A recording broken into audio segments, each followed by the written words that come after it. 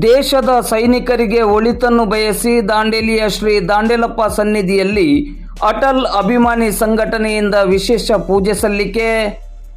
ಭಾರತ ಪಾಕ್ ಯುದ್ಧದಲ್ಲಿ ದೇಶಕ್ಕಾಗಿ ಜೀವದ ಹಂಗು ತೊರೆದು ಹೋರಾಡುತ್ತಿರುವ ಸೈನಿಕರಿಗೆ ಒಳಿತಾಗಲಿ ಎಂದು ಪ್ರಾರ್ಥಿಸಿ ದಾಂಡೇಲಿ ನಗರದ ಶ್ರೀ ದಾಂಡೇಲಪ್ಪ ಸನ್ನಿಧಿಯಲ್ಲಿ ಅಟಲ್ ಅಭಿಮಾನಿ ಸಂಘಟನೆಯ ವತಿಯಿಂದ ಇಂದು ಭಾನುವಾರ ಸಂಜೆ 6 ಗಂಟೆ ಸುಮಾರಿಗೆ ವಿಶೇಷ ಪೂಜೆಯನ್ನು ಸಲ್ಲಿಸಲಾಯಿತು.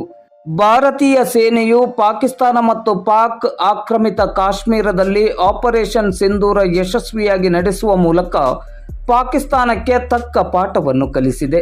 ಈ ನಿಟ್ಟಿನಲ್ಲಿ ದೇಶ ಕಾಯುವ ಯೋಧರಿಗೆ ಯಾವುದೇ ರೀತಿಯಲ್ಲಿ ತೊಂದರೆಯಾಗದಂತೆ ಮತ್ತು ಆಯುರಾರೋಗ್ಯವನ್ನು ದಯಪಾಲಿಸುವಂತೆ ಪ್ರಾರ್ಥಿಸಿ ಪೂಜೆಯನ್ನು ಸಲ್ಲಿಸಲಾಯಿತು.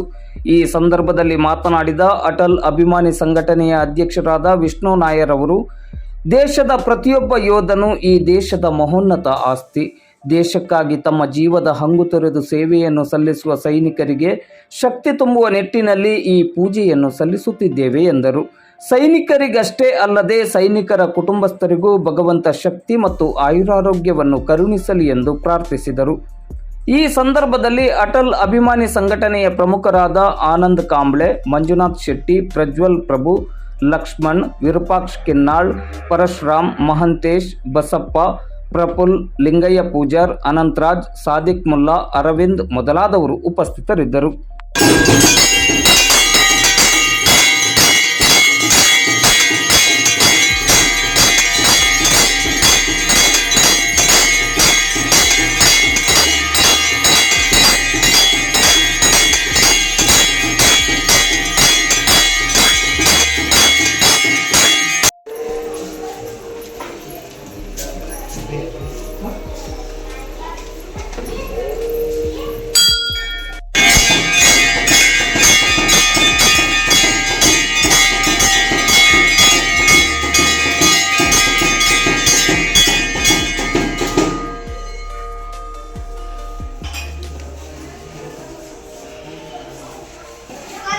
बोलो भारत माता की जय।